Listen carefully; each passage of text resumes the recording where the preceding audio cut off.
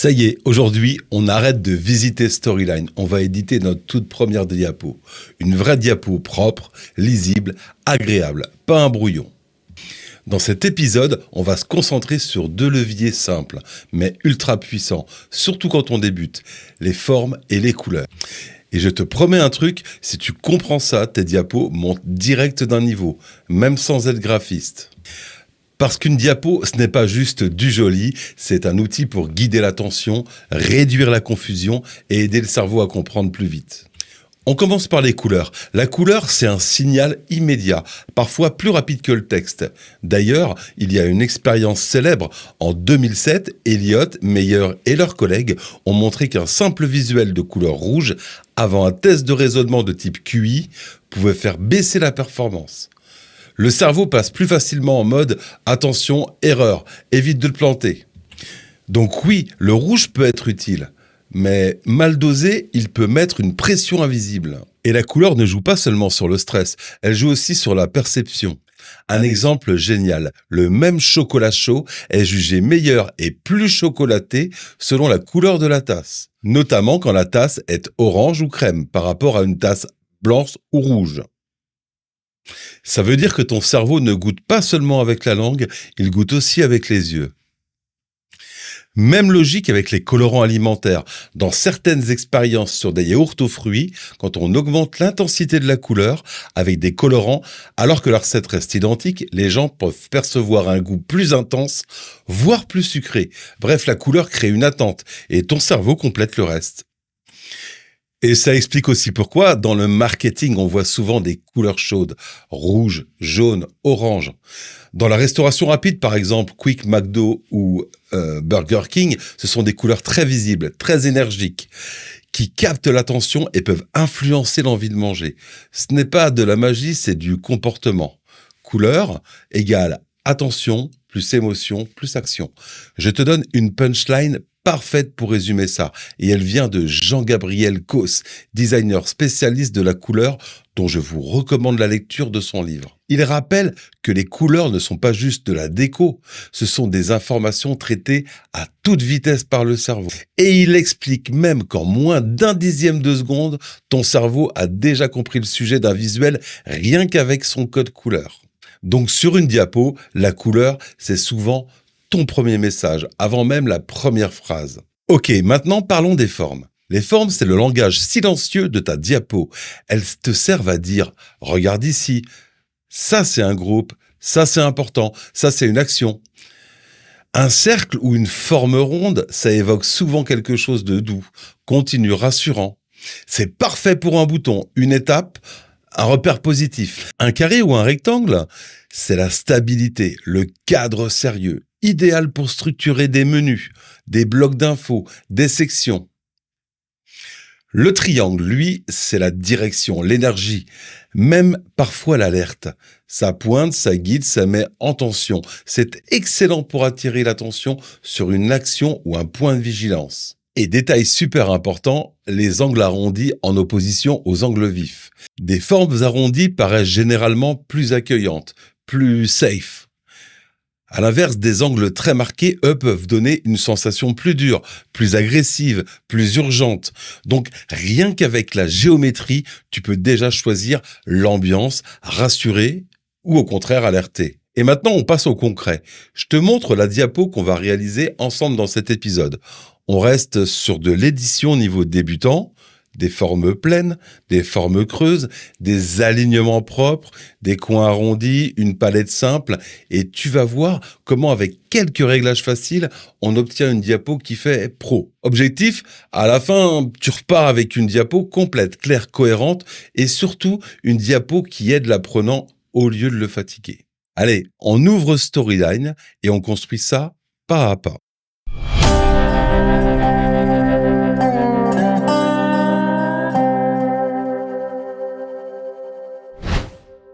Dans le précédent épisode, nous avons appris à se repérer dans la story view. Nous avons aussi appris à régler la taille de la diapositive par défaut de notre projet. Nous voilà donc prêts à éditer notre première diapositive. À titre d'exemple, aujourd'hui, nous allons faire une diapositive destinée à l'explication des formes et des couleurs. Une bonne pratique à avoir quand on commence à éditer une diapositive, c'est de tout de suite la nommer. Donc là, je suis dans la Story View. La Story View me permet de la nommer. Je double-clique sur ma diapositive et je vais l'appeler les formes et les couleurs. Pour éditer cette diapositive, il me suffit de double-cliquer sur cette diapositive. Lorsque nous passons en mode édition de diapositive, l'interface change complètement. Le menu du haut n'est plus du tout le même. La navigation se fait sous forme d'onglets. On peut voir d'ailleurs que l'onglet Story View est encore présent. Si je veux retourner sur ma Story View, il suffit juste de cliquer sur l'onglet Story View. La fenêtre de gauche nous montre la composition de la scène avec la diapo sélectionnée, encadrée en bleu. Pour l'instant, nous n'avons qu'une scène et qu'une seule diapo. Mais au fur et à mesure que nous allons développer des diapos au sein de cette même scène, elles se succéderont les unes aux autres. Tout en bas, une fenêtre qui comporte 3 onglets. Chronologie, nous allons l'expliquer dans cet épisode. État et commentaires que nous verrons dans les épisodes suivants. Et enfin, la fenêtre de droite, c'est une fenêtre qui est destinée principalement au déclencheur. Mais on verra aussi que c'est dans cette fenêtre-là que nous pourrons ajuster nos variables. Avant de commencer, laissez-moi vous montrer à quel endroit on ajuste la diapositive à la taille de notre fenêtre. Ça se passe en bas à droite, ici. Il me suffit de bouger le curseur pour ajuster, pour diminuer ou augmenter la taille de ma diapositive. Si je veux l'ajuster à ma fenêtre, il me suffit de cliquer sur le petit bouton en bas à droite et l'ajustement se fait automatiquement. Petite astuce, cette manipulation peut se faire aussi en appuyant sur la touche CTRL, en laissant la touche CTRL enfoncée et en jouant avec la molette de la souris. Pour éditer une diapo, ça se passe principalement dans le menu Insertion, ici. Et c'est là où nous avons le catalogue des différents objets que nous pourrons insérer dans notre diapositive. Comme vous pouvez le constater, une diapositive Storyline peut contenir des photos, des illustrations, des icônes, des vidéos, des personnages dans le catalogue intégré de Storyline, mais aussi des images que vous pouvez importer de votre ordinateur, des images 360, des formes, des légendes, des équations, ça c'est pour des tutos plus axés mathématiques, formules, de l'audio, des objets web, des tableaux, des zones de texte, etc. Ce chapitre étant consacré à l'insertion de formes et à l'ajout de couleurs et à la manipulation des couleurs, je vais me concentrer essentiellement sur ces 2 thèmes principaux. Pour ajouter une forme, il suffit d'aller dans Insertion et de cliquer sur Forme. Une nouvelle fenêtre apparaît et nous présente le catalogue des différentes formes disponibles en plusieurs catégories. La catégorie des lignes, celle des rectangles, des formes de base, des flèches pleines, des formes d'équations, des étoiles et des légendes de texte. Pour insérer une forme, il suffit de cliquer sur la forme correspondante. Mon curseur se transforme en croix et de dessiner la forme à l'endroit souhaité. Quand j'insère un objet, en l'occurrence une forme, je peux observer plusieurs choses dans mon interface. Premièrement, cette forme apparaît non seulement dans ma diapositive, mais aussi dans la vignette de la diapositive à gauche. Tout en bas, dans l'onglet Chronologie, une nouvelle ligne vient d'apparaître avec 2 fois le nom de ma forme, rectangle 1, rectangle 1. À gauche, c'est le nom. Je vous conseille de le modifier pour éviter de vous perdre. Par exemple, si je veux transformer ce rectangle en menu, je peux double-cliquer et l'appeler menu. Donc à gauche, j'ai bien le nom de mon objet et à droite, j'ai bien le type d'objet, en l'occurrence l'objet rectangle. Si j'insère une nouvelle forme, par exemple un triangle, comme ça, on va changer sa couleur pour y voir plus clair. On va la mettre en vert. J'observe dans la chronologie qu'une nouvelle ligne est apparue et qui vient se placer au-dessus de mon rectangle 1. Tout ça pour vous montrer que le système de fonctionnement est un système de fonctionnement par calque superposé. Au fur et à mesure qu'on va rajouter des objets, ils vont venir se superposer les uns aux autres. En l'occurrence, mon triangle est par-dessus mon rectangle. Si d'aventure je souhaitais changer l'ordre d'apparition de ces éléments, il me suffit d'aller dans Chronologie et d'inverser les deux formes. L'onglet Chronologie se présente comme une ligne de temps, un peu comme avec des logiciels de montage vidéo. Par défaut, elle est pré-réglée sur 5 secondes. C'est la durée de la diapo. Mais cette durée peut être modifiée. Pour cela, il me suffit de décaler la durée d'apparition de ma diapo. Pour chaque objet présent dans mon onglet Chronologie, je peux décider du moment de son apparition et du moment de sa disparition. Par exemple, mon rectangle, je peux très bien décider qu'il apparaisse à 2 secondes et qu'il disparaisse à 6 secondes. Pour observer le rendu d'une diapositive en cours d'édition, il me suffit de cliquer dans Aperçu, de cliquer sur la petite flèche en bas et de choisir cette diapositive.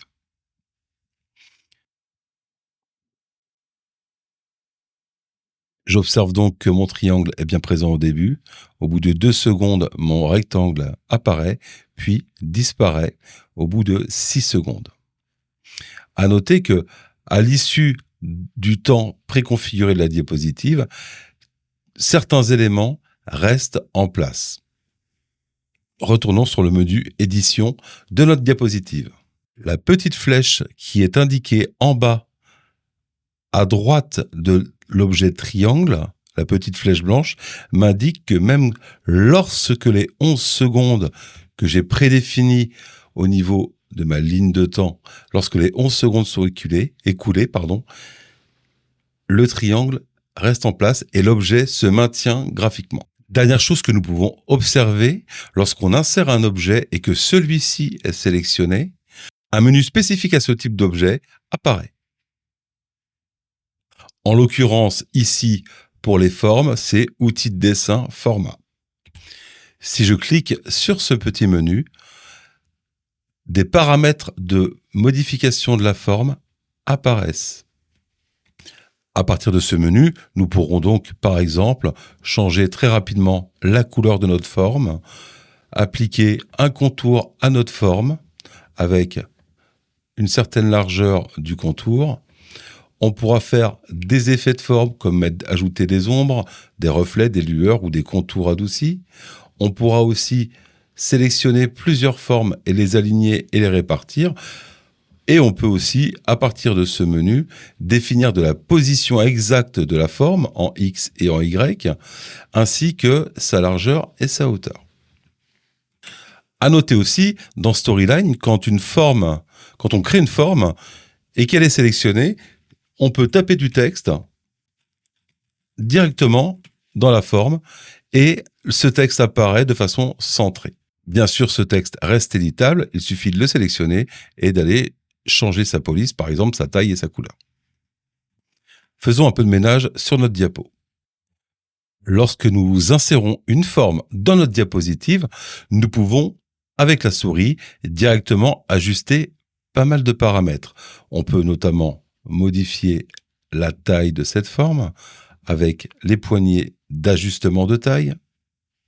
À noter, si j'appuie sur Shift et que, en laissant Shift appuyé, je modifie la taille de ma forme, je garde le même rapport hauteur-largeur. Je maintiens l'homothétie de ma forme.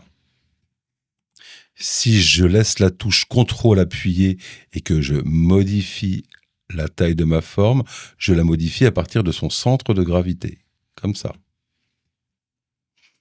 Et si je garde la touche CTRL plus SHIFT enfoncé et que je modifie ma forme à partir de son centre de gravité, tout en gardant les proportions largeur-hauteur. Les petites poignées de forme circulaire me servent à changer l'angle en angle vif ou en angle plus doux. Donc on peut changer le rayon des angles de notre forme. Notez bien que si vous appuyez sur la touche Alt et que vous cliquez sur un seul des rayons, vous changez qu'un seul des rayons. Le petit crochet en haut m'indique que je peux effectuer une rotation de ma forme. Si je laisse Shift appuyé et que je tourne ma forme, cela se fait par tranche de 15 degrés. Pratique pour faire une symétrie de 90 degrés. Petite astuce qui est super pratique et qui vous fera gagner énormément de temps. Pour dupliquer une forme, il me suffit d'appuyer sur la touche CTRL, de cliquer au centre de ma forme et de la bouger. De même, si vous souhaitez dupliquer une forme tout en la laissant alignée avec la première forme, il vous suffit d'appuyer sur CTRL, de cliquer sur la forme, d'appuyer sur Shift et de glisser la forme. Et là, vous restez aligné en horizontal ou en vertical. Ces raccourcis clavier sont hyper importants pour avoir un bon workflow. Ça vous fait gagner énormément de temps, notamment quand vous devez dupliquer des pavés, des zones de texte, etc. Et ces raccourcis fonctionnent pour n'importe quel objet. Pareil, si vous souhaitez aligner des formes, il vous suffit de les sélectionner toutes, d'aller dans le menu Format, d'aller dans la partie Disposer et aligner et de cliquer sur Aligner. Pareil, si vous souhaitez les répartir équitablement, je clique sur Répartir horizontalement. Et voilà. Je viens de créer un carré et au final, je me dis, non, finalement, j'aimerais bien plutôt avoir une forme circulaire. Pas de problème. Il me suffit de cliquer droit et d'aller dans Changer la forme et de choisir une forme circulaire. Pour changer les paramètres d'une forme, le clic droit est une efficacité redoutable. Je clique droit sur la forme et je vais par exemple chercher Mettre en forme la forme. Ça, c'est un menu que je vais souvent chercher en édition dans Storyline. Avec ce nouveau menu, je peux faire plein de choses. Tout d'abord, décider du remplissage de ma forme. Est-ce que je veux que ce soit une forme pleine, une forme creuse? Si je mets aucun remplissage, j'ai juste une ligne et j'ai une forme creuse. Remplissage uni me permet bien sûr de remplir avec une couleur unie ma forme. Cette couleur, je peux aller la chercher ici et éventuellement la changer. Le remplissage dégradé me permet de créer un dégradé, mais nous verrons ça tout à l'heure plus en détail. On peut le remplir avec une image ou une texture. Par exemple, aller chercher soit une image que vous auriez sur votre disque dur. Je clique sur Fichier, je récupère l'image souhaitée, je fais Ouvrir et cette image vient donc s'intégrer dans la forme que j'ai choisie, quelle que soit la forme. Vous pouvez aussi choisir d'aller chercher directement une texture. Storyline vous propose aussi des textures un peu plus graphiques dont vous pouvez modifier les couleurs, par exemple, la couleur de premier plan et la couleur de second plan. Voilà. Et donc d'intégrer directement ces textures graphiques au sein de la forme que vous avez sélectionnée. Le second paramètre concerne la couleur de la ligne. Donc c'est bien sûr la ligne qui va entourer ce qu'on appelle la bordure. Donc vous pouvez choisir d'avoir aucune ligne, un trait plein ou un trait dégradé. Alors pour voir mieux les manipulations, je vais dans style de trait et je vais augmenter le trait. Voilà. Augmenter la bordure. Donc là, j'ai une largeur de 24 pixels. Je retourne dans couleur de la ligne. Je peux donc avoir un trait plein ou un trait dégradé. Nous verrons comment créer les dégradés au fur et à mesure de cet épisode. Le paramètre suivant concerne les coins arrondis. En l'occurrence, là, j'ai une forme circulaire, donc ça va être difficile d'arrondir les coins, mais quand vous avez une forme de type rectangle ou carré, à ce moment-là, vous pouvez arrondir les coins directement via ce paramètre ici. Le paramètre suivant concerne les ombres portées. Donc, vous avez des valeurs prédéfinies ici. Si vous voulez ajouter une ombre extérieure, intérieure ou en perspective, un petit peu comme ça. Donc ça, c'est des paramètres à ajuster. Soit vous prenez les valeurs prédéfinies, soit vous ajustez directement en fonction la taille, le flou de l'ombre, l'angle, la distance de l'ombre, etc., etc. Vous pouvez aussi ajuster la couleur de l'ombre et faire une ombre d'une autre couleur. Le paramètre suivant concerne la mise en forme d'image. Donc en l'occurrence, là, c'est pas une image, on est vraiment sur une forme pure. Mais si on avait inséré une image comme tout à l'heure, on aurait pu en modifier la luminosité, le contraste et faire quelques effets avec notamment les modes de fusion. Comme indiqué tout à l'heure, lorsque vous créez une forme et que vous la sélectionnez et que vous tapez du texte directement dans la forme, un texte apparaît avec une certaine police et est centré. Si je retourne sur le fameux menu de mise en forme de la forme, comme ça, le dernier paramètre qu'on a ici, c'est zone de texte. Ça nous permet d'ajuster le texte qui se trouve dans ma forme, de le mettre soit en haut, soit en bas, soit au milieu. Bref, des paramètres relativement intuitifs. Donc c'est à cet endroit-là qu'on va ajuster le texte par rapport à la forme. Ce menu est d'une importance cruciale car il vous permettra d'éditer et de transformer votre forme de façon très rapide. Pour y accéder, 3 chemins possibles. Soit vous sélectionnez votre forme, vous allez dans Format et vous allez chercher le petit triangle ici. Bravo aux développeurs Articulate, c'était pas super intuitif de le trouver. Donc là, vous cliquez et vous avez votre menu. Deuxième façon, je vous l'ai montré, c'est le clic droit. Clic droit sur la forme en question et vous cliquez sur Mettre en forme la forme. Et la façon la plus rapide, votre forme est sélectionnée, vous appuyez sur CTRL et Entrée et le menu apparaît. 2 petites particularités que je souhaiterais vous montrer aussi. Si par exemple, je souhaite insérer un carré, je clique sur Insertion, je vais sur Forme et là, j'observe que je n'ai pas de carré. Comment faire? Il suffit de sélectionner la forme la plus proche, en l'occurrence le rectangle. Je clique sur le rectangle et mon curseur se transforme en petite croix. Et avant de dessiner, je laisse appuyer sur Maj. Et là, à ce moment-là, j'ai un carré. Même manipulation pour créer un cercle. Il me suffit de cliquer sur l'ovale et d'appuyer sur Shift avant de dessiner. Et j'ai un cercle. Concernant le petit menu qui s'ouvre et qui est spécifique au format des formes, quelques explications succinctes. À partir de ce menu, j'ai accès directement au catalogue des formes. Je peux changer la forme, mais je peux le faire aussi avec le bouton droit « Changer la forme » pour le transformer en n'importe quelle forme. Dans ce menu, je peux insérer aussi une zone de texte dans ma forme, comme ça. Si je dispose de plusieurs formes et que je veux les combiner, il me suffit donc de rassembler ces formes, de les sélectionner, d'aller dans le menu Format et d'aller dans Fusionner les formes.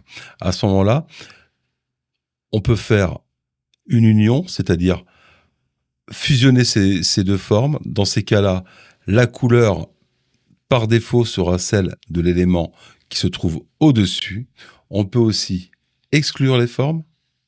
On peut aussi fragmenter ces formes et après récupérer chaque bout pour faire une manipulation. On peut entrecroiser ces formes ou soustraire ces formes. Comme ça. Pour ceux qui ont l'habitude un peu d'utiliser Illustrator, ça correspond au Pathfinder d'Illustrator à peu près, avec des fonctions un peu moins élaborées, mais ça permet quand même de faire des trucs assez sympas dans la création de formes. Pour le reste des options, je vous laisserai découvrir, mais c'est assez intuitif, hein. Il y a un menu style de forme qui vous permet d'appliquer directement différents styles de formes avec différentes couleurs, avec différents cadres, avec différents effets. Le menu remplissage de forme vous permet de changer directement la couleur de la forme, d'appliquer éventuellement une transparence à cette forme. Vous pouvez aussi éditer, si vous connaissez le code couleur hexadécimal, vous le rentrez ici. Vous pourrez, et ça on le fera tout à l'heure, créer une palette de couleurs à partir de couleurs de thème. Donc ça, c'est important, notamment si vous avez une charte graphique que vous voulez directement intégrer sans pour autant aller chercher à chaque fois la bonne couleur avec la bonne référence. Vous intégrez dès le début de votre projet votre palette de couleurs, votre charte graphique et vous pourrez accéder directement aux différentes couleurs. C'est assez pratique. Et comme le menu précédent, vous pouvez ajouter une image, ajouter un dégradé ou une texture, comme on a vu en cliquant droit et en déroulant le menu, mettre en forme la forme. Pareil pour le contour de la forme. C'est pareil, on applique le contour qu'on veut. Les effets de forme. Ce menu nous permet d'aller un peu plus loin que le fameux clic droit que nous avons fait tout à l'heure pour mettre en forme la forme, où on avait accès que aux ombres. Ici, vous pouvez avoir accès à d'autres effets, notamment des reflets, par exemple, des effets de lueur ou des contours adoucis. Pour le reste, c'est tout ce qu'il y a de plus classique. Le menu aligné me permet de décider si mon calque est au premier plan ou à l'arrière-plan, ou de l'avancer ou de le reculer. Le menu groupé me permet de grouper 2, 3, 4 ou 5 formes. Voilà, une fois que ces formes sont groupées, à ce moment-là, en bas dans chronologie, les 2 formes disparaissent pour aller dans un groupe qui s'appelle groupe 1 par défaut. Mais si je clique sur la petite flèche là, je vois que ce groupe est composé d'un ovale et d'un rectangle. Ce qui est pratique, c'est que quand on groupe plusieurs formes, à ce moment-là, on peut les déplacer facilement. À ne pas confondre avec la fusion que nous avons vue tout à l'heure, quand nous allions dans format et fusionner les formes. Là, on est vraiment dans du groupage de formes. D'ailleurs, on peut revenir en arrière en dégroupant les formes sans problème. Si je vais dans grouper et que je clique sur dissocier, je dégroupe mes formes. Le menu rotation me permet de faire une rotation de 90 degrés à droite, à gauche, et aussi de la symétrie verticale ou de la symétrie horizontale. Il est aussi possible d'avoir plus d'options de rotation en cliquant sur ce menu-là. Mais je vous laisserai découvrir ce menu qui est relativement simple à comprendre. Un autre menu que nous aurons l'occasion d'utiliser tout à l'heure, qui nous permet d'aligner des formes les unes par rapport aux autres, de les centrer, de les répartir. Donc ça, c'est du classique, hein. C'est des choses que vous retrouvez dans beaucoup de logiciels. Les coordonnées X et Y de ma forme, à savoir que tout en haut à gauche, on est dans les coordonnées 0, 0, X, Y, 0, 0. Et voilà. Si vous avez besoin de positionner de façon précise une forme, vous pouvez utiliser aussi ces coordonnées-là. Pour dimensionner une forme précisément, vous avez aussi sa largeur en pixels que vous pouvez modifier directement à la main et sa hauteur. Voilà, je crois que nous avons fait le tour de tous les paramètres liés aux formes. Je sais que ça fait beaucoup d'informations en un coup, mais je ne vois pas comment l'expliquer autrement. C'est important de prendre des bonnes bases et de comprendre tout ce qu'on peut faire pour libérer notre créativité. Attaquons-nous maintenant à quelque chose de beaucoup plus fun, notre première diapo. Lorsqu'on vient d'hériter d'un projet à construire, le moment le plus difficile, ou un des moments les plus difficiles, c'est lorsqu'on se retrouve devant une page blanche, devant une diapo blanche. Alors bien sûr, au préalable, vous avez certainement préparé votre projet en faisant un storyboard, en ayant défini vos objectifs, en ayant peut-être récupéré quelques visuels, mais se dire qu'on va construire un module et se dire qu'on doit avoir quand même une certaine cohérence graphique, parfois ça peut être un peu perturbant. En tout cas pour moi, j'ai vécu des expériences un petit peu comme ça, où c'était compliqué de savoir déjà quelle couleur j'allais utiliser. Alors peut-être que vous avez une charte graphique au sein de votre entreprise. Alors attention avec la charte graphique, hein, parce que tout va dépendre un petit peu de votre objectif pédagogique. Je prends un exemple. Si vous devez faire un e-learning sur le code de la route et que votre charte graphique ne dispose ni de rouge ni de vert, ça va être un petit peu compliqué. La charte graphique, faut pas oublier qu'à la base, c'est un outil de communication. L'idée, c'est de montrer aux apprenants d'où vient le produit que vous leur montrez. Faut pas que la charte graphique soit un frein à votre pédagogie. Cette charte graphique doit être utilisée avec intelligence. Rien n'empêche que sur chaque diapo, vous mettez le logo de votre entreprise ou quelques petits éléments graphiques qui rappellent l'identité de votre entreprise. Mais il ne faut pas qu'elle nuise à votre pédagogie. Parfois, quand je suis sur un projet, j'ai un problème d'inspiration. Et là, du coup, j'ai une méthode à moi que je vous partage. C'est d'aller chercher l'inspiration ailleurs, sur des sites de graphistes, sur différents sites, aller chercher des palettes de couleurs. Voici par exemple un site qui m'aide énormément pour aller chercher des bonnes palettes de couleurs, c'est Adobe Color. Alors moi j'ai un compte Adobe, je ne sais pas si vous en avez un ou non, et si vous en avez pas, si vous avez accès à ça, je vais souvent dans Tendance et je vais chercher un petit peu les couleurs qui sont tendance en fonction du sujet. Donc là, pour la mode, pour le graphisme, les illustrations, pour les interfaces, par exemple, si vous pouvez aller cliquer sur Afficher plus pour voir différentes interfaces.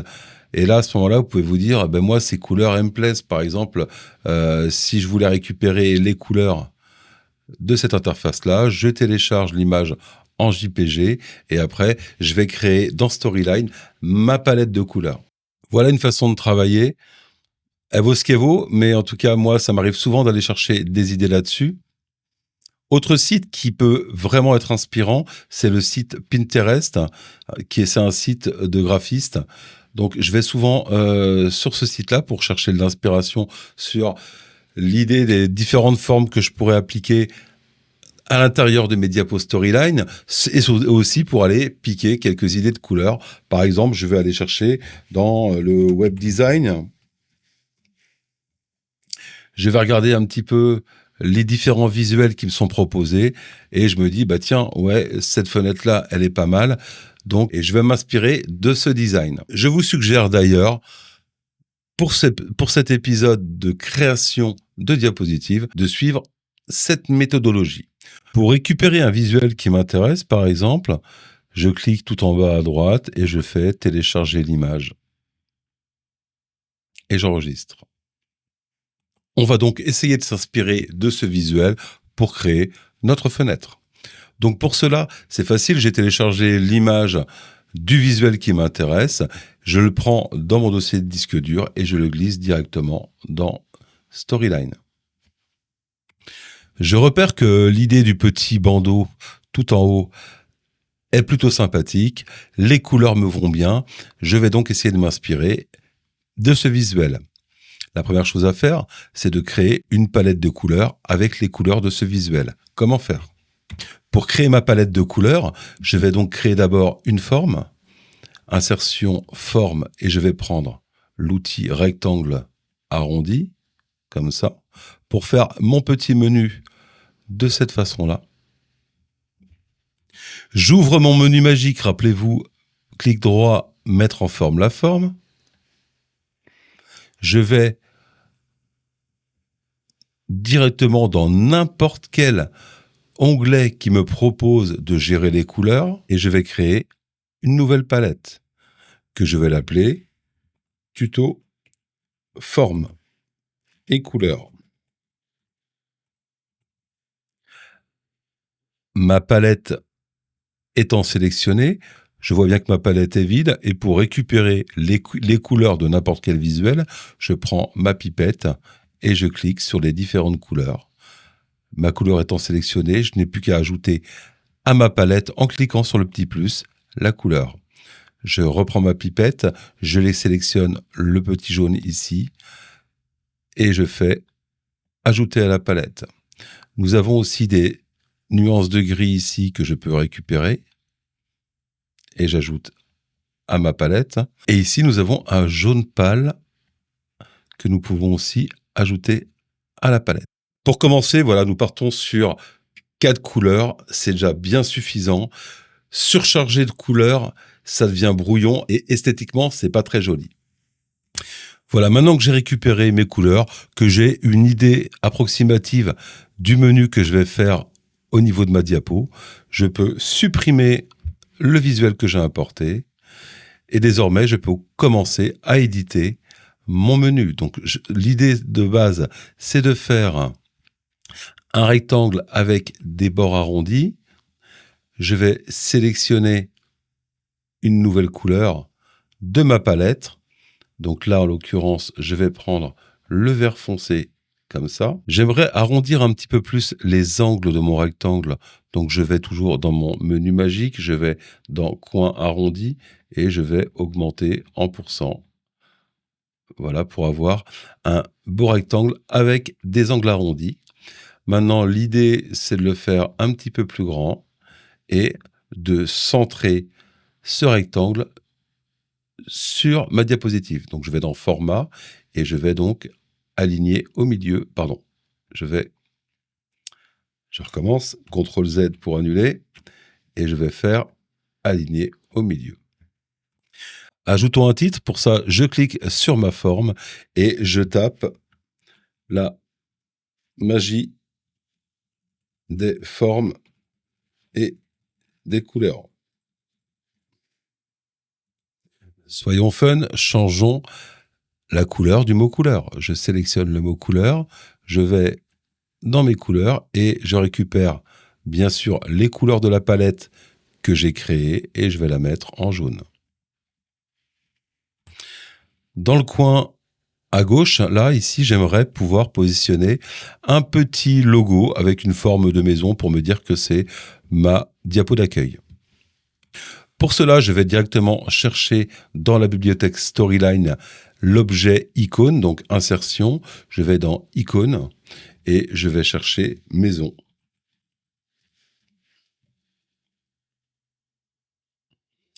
Je peux récupérer cette icône-là. Alors, il faut savoir une chose aussi, tant qu'on y est, c'est qu'en tapant les mots en anglais, on a plus de résultats. Donc, si je tape Home, par exemple, je vais avoir beaucoup plus de résultats. Donc, tapez vos mots en anglais, ce sera plus approprié.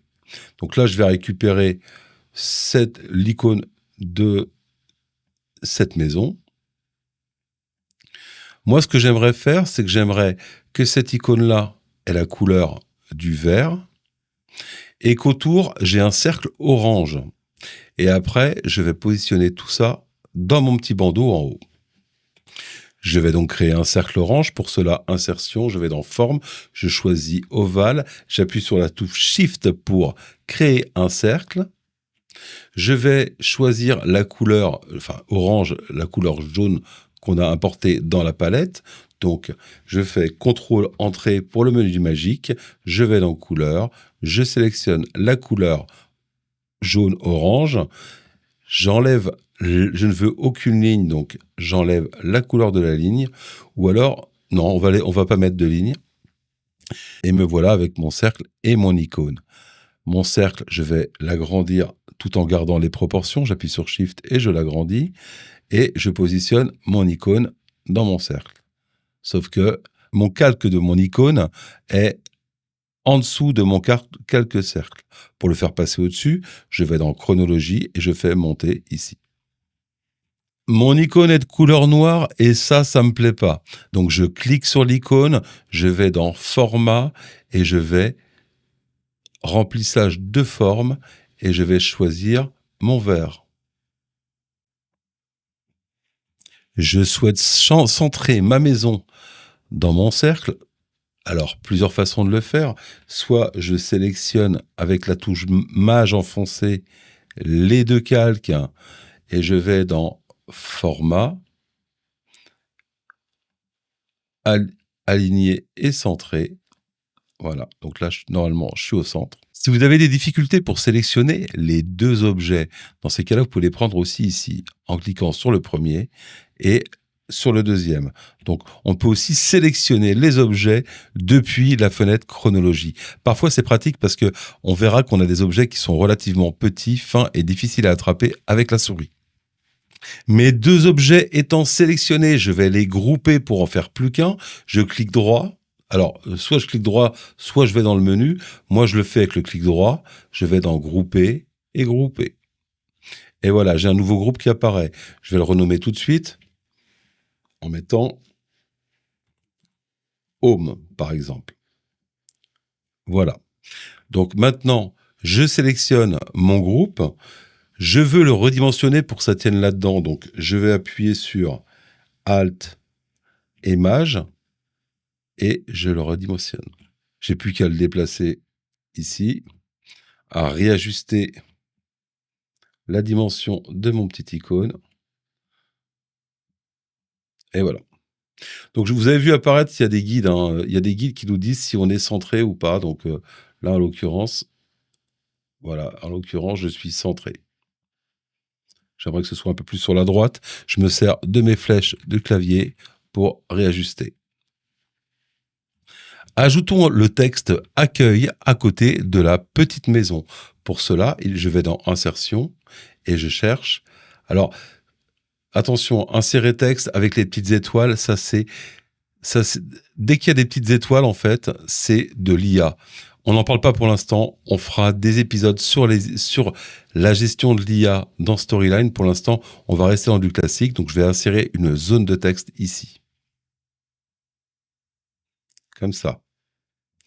Voilà, je vais écrire accueil. Mon texte noir me plaît pas, je l'aimerais l'avoir en blanc. Donc, je fais CTRL A pour sélectionner mon texte. Et je vais sélectionner la couleur qui n'est pas du blanc, qui est du gris très clair, pardon. Hop. Il me reste juste à sélectionner et à repositionner mon texte. Voilà. Alors, quand on a un peu de mal comme ça avec la souris, on peut se servir des flèches du clavier. Par contre, j'aimerais bien que la police de mon texte soit plus petite. Donc, je vais diminuer la police ici. Je repositionne mon texte. Donc, je clique sur mon texte. Quand mon curseur se transforme avec les 4 flèches, je peux cliquer. Ça veut dire que je peux le déplacer. Et je déplace comme ça. Voilà. Je suis à peu près bien. Allez, pour faire joli, on va insérer une petite ligne de séparation. Donc, je vais dans Insérer, Forme. Je sélectionne la ligne et je vais cliquer ici. Je maintiens sur Shift pour que ma ligne soit droite, verticale. Je descends et je relâche.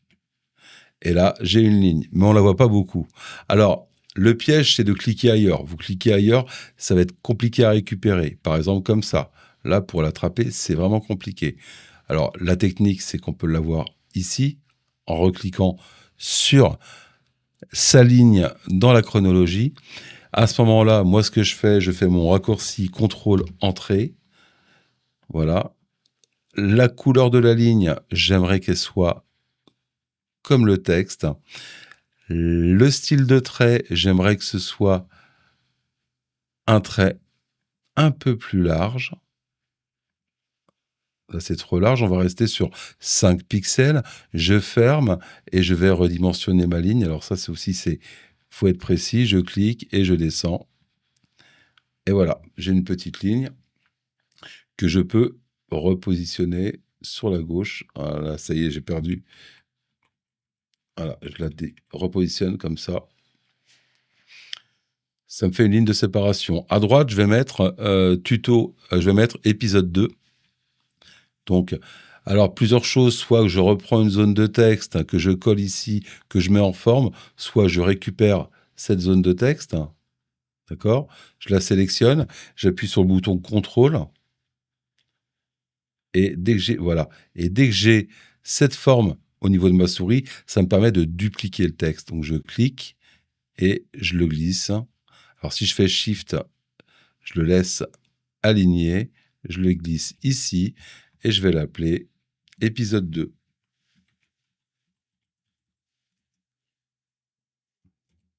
J'aimerais que mon texte soit collé à droite, donc je vais dans Accueil et je le colle à droite.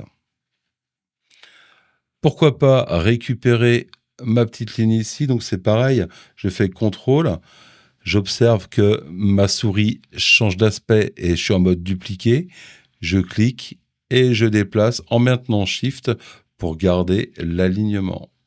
J'aimerais mettre épisode 2 en gras, je le sélectionne et je vais être toujours dans Accueil et je sélectionne Bold pour le mettre en gras. On ne va pas trop se compliquer sur cette première édition de diapo. Ce qu'on va faire, c'est qu'on va présenter 2 carrés, un carré pour les formes, un carré pour les couleurs, ce qui va nous permettre de créer des visuels pour guider notre apprenant. L'idée qu'on aura dans l'épisode 3, ce sera de rendre cliquable et interactif les différents éléments qui auront servi à composer cette diapo. Je m'explique. Là, je vais créer un petit carré. Donc, pour créer un carré, je vais dans Forme, je sélectionne le rectangle, j'appuie sur Shift pour pouvoir créer un carré. Voilà, cette taille-là, ça me convient, vu que je veux en mettre 2. OK, j'en mets un premier ici. Je vais changer sa couleur, donc mettre en forme la forme. Je choisis le petit gris qu'on avait récupéré. Je vais enlever la ligne de contour.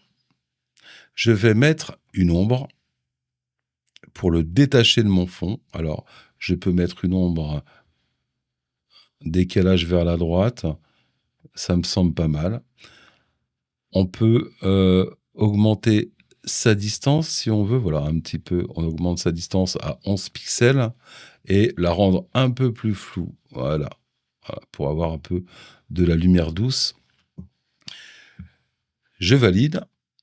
Et donc, cette forme-là, je vais l'appeler les formes. Les entrées, formes. Texte en blanc sur du gris clair, c'est pas génial. Je sélectionne mon texte, je vais dans Accueil, je clique sur ma couleur et je vais le mettre dans orange. Je vais augmenter la taille de mon texte. Et voilà. Il me faudra exactement la même chose pour les couleurs. Alors déjà, ce que je peux faire, je crois que je peux l'augmenter encore un petit peu la taille. Donc, je veux garder les proportions du carré, je maintiens Shift et j'agrandis un petit peu la taille de mon carré.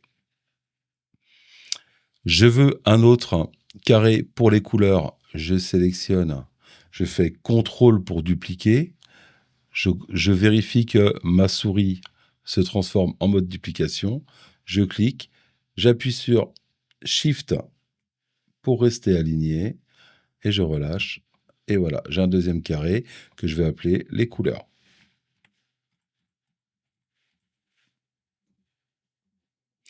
Je remarque que j'ai un défaut d'alignement par rapport à mon accueil ici. Donc, et c'est pour moi l'opportunité de vous montrer cette façon de travailler, c'est d'afficher les repères. Alors, afficher les repères, par défaut, ça vous met des repères qui ne sont pas intéressants dans notre cas. Donc, pour attraper un repère, je l'attrape comme ça, je l'enlève. Hop. Et je clique aussi sur afficher les règles.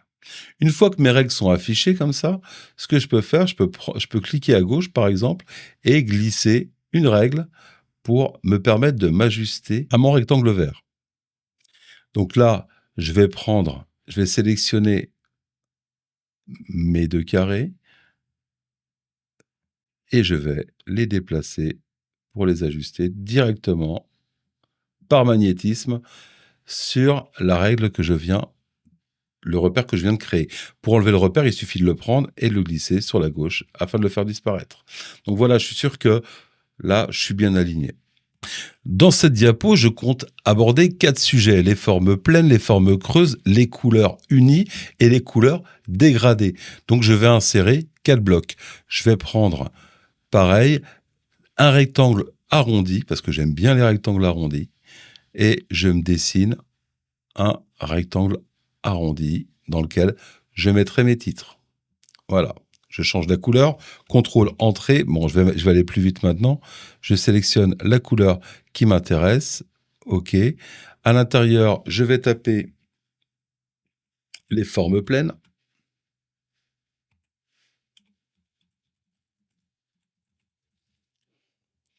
Je sélectionne mon texte, je vais dans Accueil, je vais agrandir mon texte. Voilà. Je veux arrondir un petit peu plus. Alors, c'est pas toujours évident quand on a écrit du texte d'accéder au poignet. Là, je veux arrondir un petit peu plus. Voilà. Ma forme, je veux enlever la bordure. Donc, je vais faire CTRL Entrée. Je vais dans Couleur de ligne et je mets aucune ligne pour enlever la bordure. Comme ça. Et je vais retourner dans mon menu pour rajouter une ombre qui correspond à ce qu'on a fait tout à l'heure. Je crois qu'on avait une distance de 11 pixels avec un petit peu, voilà, à peu près, un petit peu de flou. Voilà, on est à peu près conforme à ce qu'on a fait avec les deux carrés sur la gauche. Voilà, maintenant je vais avoir besoin de 3 autres formes de ce style-là. Donc je sélectionne ma forme, j'appuie sur CTRL, ma souris se transforme en mode duplication, j'ai loupé le truc, je reclique, j'appuie sur CTRL et je duplique en laissant appuyer sur Shift pour maintenir l'alignement. Je fais une première duplication, une deuxième duplication et une troisième duplication. Ici, ce sera les formes creuses. Là, c'est les couleurs unies.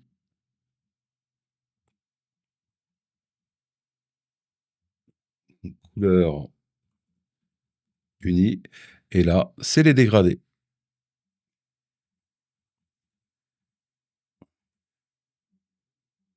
Les formes creuses, pour illustrer, il n'y a rien de mieux que de mettre une forme creuse.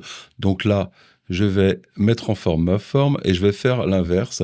Donc je vais mettre aucun remplissage, je vais mettre une couleur de bordure. Je vais mettre un trait plein de couleur orange. Je vais agrandir ma bordure parce que 1 pixel, c'est pas beaucoup, c'est pas mal. Au niveau de mon texte, je vais sélectionner tout mon texte avec CTRL A et je vais changer la couleur de mon texte. Voilà. Concernant les couleurs unies, je ne change rien. Par contre, c'est l'occasion pour moi de vous montrer comment créer un dégradé. Donc, je sélectionne ma forme et je fais CTRL Entrée ou clic droit, comme vous voulez. Donc, CTRL Entrée, j'ai mon menu. Là, pour l'instant, je suis sur un remplissage uni, mais moi, je veux faire un remplissage dégradé. D'ailleurs, vous constatez, dès qu'on a cliqué sur remplissage dégradé, il m'a appliqué le dégradé par défaut, un dégradé de bas en haut, de couleur bleue. Nous sommes donc face à un dégradé de type linéaire qu'on peut changer éventuellement ici pour faire un dégradé radial, donc en partant du centre, ou un dégradé rectangulaire, ou un chemin de dégradé, un chemin à définir. Nous, on va rester sur un dégradé de type linéaire, donc de type ligne. Pour faire un dégradé, c'est pas difficile. Storyline, par défaut, propose 3 points de dégradé. Alors, on peut en laisser que 2 si on veut. Il suffit de sélectionner un point et de l'enlever. Mais on peut aussi en ajouter pour faire des dégradés de 4, 5, 6, 10 points de dégradé. Donc, nous, on va rester sur 3 points de dégradé. Le premier point, pour sélectionner la première couleur de notre dégradé de couleur, je sélectionne Arrêter 1. Je sélectionne la couleur du premier point. En l'occurrence, je vais prendre cette couleur-là qui est dans la palette. Je sélectionne avec le menu le deuxième point de dégradé. Je vais aller chercher le jaune qui est un petit peu plus clair ici. Je sélectionne mon troisième point de dégradé et je vais aller chercher le gris. Et voilà, on a un dégradé de couleur. Moi, j'aimerais que mon dégradé de couleur, il aille pas de bas en haut, mais il aille de gauche à droite. Donc là, par défaut, il est sur un angle de 90 degrés. 90 degrés, c'est bien l'angle qui va de bas en haut. Si je veux aller de gauche à droite, je prends 0 degré. Voilà. Et là, j'ai bien un dégradé de gauche à droite. Mais moi, j'aimerais qu'il aille dans l'autre sens. Donc, je vais faire un angle opposé. L'angle opposé à 0 degré, c'est bien sûr 180 degrés. Bon, j'en conviens, on a vu bien plus joli comme dégradé, mais l'idée, c'est de vous montrer un petit peu comment fonctionnent les couleurs lorsqu'on manipule les dégradés. Une autre chose que je peux vous montrer éventuellement, c'est que on peut définir la position de chaque point de dégradé. Par exemple, le point de couleur jaune, le premier point de dégradé, qui se trouve à droite, parce qu'on a pris un angle de 180 degrés. Avant, il était à gauche, mais là, maintenant, il est à droite. On peut définir sa position. C'est-à-dire que là, on est à 0%, et là, on est à 100%. Moi, je peux augmenter la valeur pour faire commencer mon dégradé à 73% de toute cette valeur-là, par exemple. Donc, voilà. Et pour chaque point, on peut jouer un petit peu avec la position. Avec le point 2 est à 50% et le point 3 est à 100%. Allez, on va pas s'égarer avec les dégradés. On va continuer. On a presque terminé l'édition de notre diapositive. Ce qui me reste à faire, c'est de récupérer ces 4 objets. Ce que je veux, c'est que j'aimerais les décaler un peu vers la gauche, parce que sur la droite, je compte mettre quelque chose après. Donc, une fois que je les ai récupérés, je les ai sélectionnés, j'attends que ma petite flèche se transforme comme ça, je clique et je peux, avec la touche Shift, les déplacer sur la gauche, voilà, pour les mettre un petit peu vers la gauche. Qu'est-ce qu'on va faire ? On va partir de forme, on va construire une flèche qui va vers les formes pleines, une flèche vers les formes creuses, et on fera pareil avec les couleurs. Pour construire une flèche, il me suffit de cliquer sur insertion, de cliquer sur forme, de cliquer directement sur flèche. Je prends mon curseur, je clique et je crée une flèche comme ça. Et là, on se rend compte qu'elle est vraiment trop petite par rapport à ce qu'on veut faire. Donc, je clique sur la flèche, CTRL, Entrée pour ouvrir mon menu. Je vais augmenter la largeur de ma flèche. Je vais changer la couleur pour la mettre en vert, comme ça. Alors, avec les flèches, on peut aller un peu plus loin. On peut aussi choisir le type de flèche ici. Donc là, c'est dans style de trait. On choisit le type de flèche. D'ailleurs, on peut prendre une flèche comme ça. Sinon, on va rester sur la flèche d'avant. C'était très bien. Voilà. On peut choisir plein de choses, le type de lettrine, le type de tiret. Ça, je vous laisse jouer avec ça. On peut effectivement mettre des pointillés si on veut. Nous, on va rester sur un trait plein. Et je ferme. J'ai donc 3 autres flèches à faire. Je ne vais pas m'embêter. Je vais sélectionner ma flèche et on va faire, comme d'habitude, on va faire la duplication. J'appuie sur CTRL et je duplique une fois, je duplique 2 fois et je duplique 3 fois. Voilà. Il ne me reste plus qu'à positionner mes flèches comme ça pour la première. Ici, on va mettre... Alors, on va rester aligné. On va rester aligné. L'idée, c'est de la faire basculer comme ça.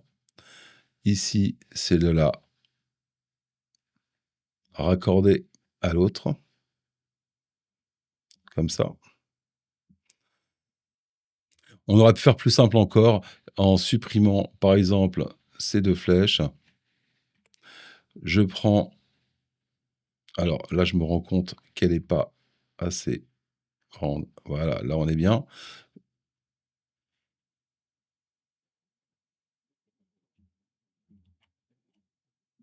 Je me rends compte qu'elle n'est pas assez grande. Donc là, je clique sur le point là et j'agrandis ma flèche un petit peu pour être au même endroit que l'autre. Après, ce que je peux faire, c'est que je peux sélectionner mes 2 flèches, comme ça. Je clique sur CTRL et avec Shift, voilà, je peux très bien bouger en gardant l'alignement. Et voilà, j'ai construit mes 4 flèches. Rajoutons un petit peu pour meubler le vide sur la droite un personnage. Donc pour ajouter un personnage, je vais dans Insertion et je vais chercher l'objet personnage parce que c'est un objet. Je vais chercher un personnage parmi le catalogue. Alors, je vous laisserai fouiller le catalogue. On peut filtrer par... on peut prendre des personnages de type photo, des illustrés réalistes, des illustrés type dessin animé, on peut choisir le sexe homme-femme, la tenue, l'âge, etc. Donc c'est ici qu'on applique les filtres pour choisir un personnage. Alors on va pas épiloguer là-dessus, je vais chercher un personnage que je trouve sympathique, je trouve que Laura est sympathique, je prends Laura et je la mets dans ma diapo. Voilà, voilà Laura qui a les bras croisés, mais les bras croisés, moi, ça va pas indiquer grand-chose à mes apprenants. Moi, j'aimerais que mes apprenants y cliquent sur les différents menus que je leur propose. Donc, dans ces cas-là, je vais changer l'attitude de mon personnage. Comme je vous ai indiqué, à chaque fois qu'on a un objet, qu'on le sélectionne, on a un menu spécifique qui apparaît. En l'occurrence, on a outils des personnages, création. Je peux changer l'attitude de Laura. Donc, Laura, ce qu'on va lui faire, on va lui faire ce geste-là pour inciter les apprenants à aller cliquer. Hop. Allez, j'augmente un petit peu la taille de Laura.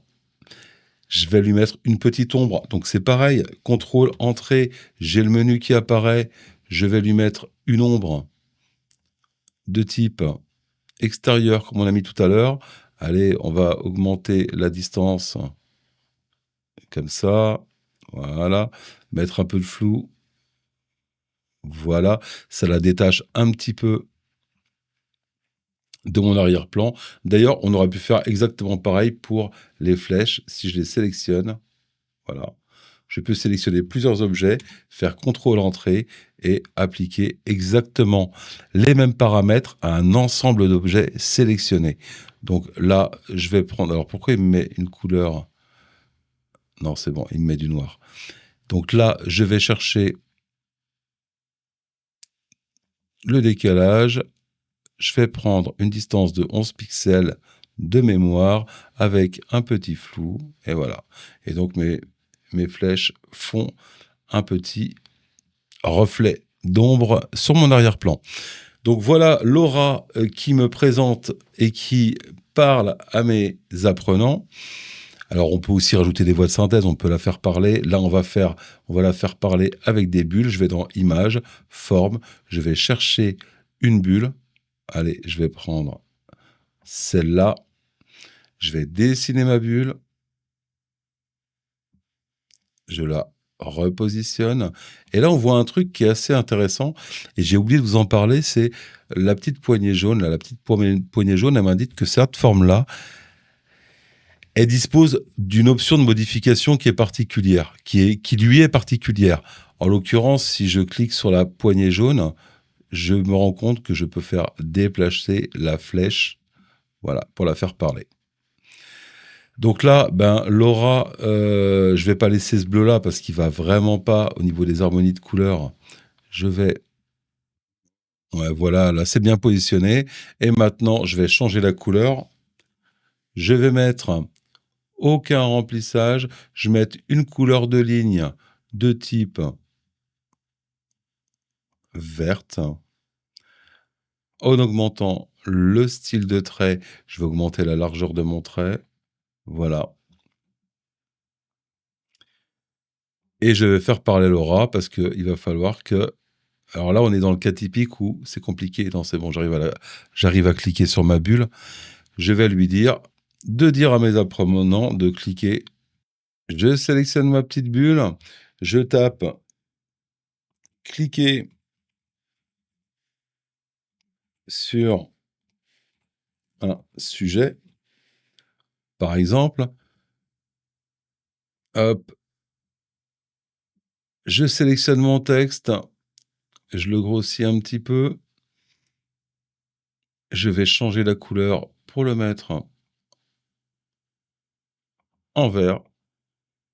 Et voilà, notre diapo est terminée. Notre première diapo, alors on est vraiment sur du design très très simple. L'idée, c'est d'être fonctionnel. Alors par contre, ouais, un petit bonus, si vous trouvez que il y a le fond, il est un peu trop sobre, il est un peu trop blanc, ce qu'on peut faire, c'est qu'on peut éventuellement rajouter une texture au fond. Donc comment on fait ça? Je vais dans Insertion, je vais prendre une forme, donc le rectangle, je vais dessiner une forme qui va recouvrir l'intégralité de ma diapo, 1920 x 1080 pixels. Ma forme, je vais appuyer sur CTRL-ENTER. Je ne veux pas de couleur de ligne, aucune ligne. Et par contre, je veux une texture, par exemple. Je vais prendre remplissage avec image ou texture. Et tiens, très bien, on va pas perdre trop de temps. On va garder cette texture-là. Cette texture-là, ça me va comme arrière-plan. Mais là, le problème, déjà, il y a un problème, c'est qu'elle ne recouvre pas complètement ma diapo. Voilà. Et le deuxième problème, c'est que, on est quand on regarde la chronologie des différents calques, on est tout en haut. Alors, on peut la prendre et la descendre tout en bas. Ou alors, il y a une façon beaucoup plus rapide de la mettre en arrière-plan, c'est que je la sélectionne, je vais dans Format, je vais dans Aligner et je la mets en arrière-plan. Voilà, ça c'est carrément optionnel si vous avez envie d'avoir un arrière-plan qui est un peu plus... Alors du coup, moi, le blanc là, il me choque un peu, par exemple. Donc ce qu'on peut faire, on peut sélectionner nos deux formes et on peut aussi ajuster, alors contrôle entrée, on peut aller dans transparence et les rendre un peu plus transparentes. Voilà. Comme ça, pour avoir quelque chose de moins flashy, quoi. Ou, faites voir, ouais. On va rester à peu près à 30%, par exemple. Voilà. Voilà, cette vidéo s'achève. Nous avons vu comment manipuler les formes, comment insérer du texte, comment manipuler les couleurs et créer son nuancier. L'idée, c'était de créer une diapo niveau débutant. Alors, elle n'est pas parfaite, cette diapo-là. Quand je la regarde, je vois encore pas mal d'erreurs. Je ne vais pas aller au-delà, mais l'idée, c'était de vous montrer les différents outils à utiliser. Si cette vidéo t'a plu, fais-le moi savoir avec le petit pouce en bas de l'écran. N'hésite pas à cliquer pour t'abonner et recevoir des notifications qui t'informeront des prochains épisodes. Je te souhaite une bonne journée. À bientôt.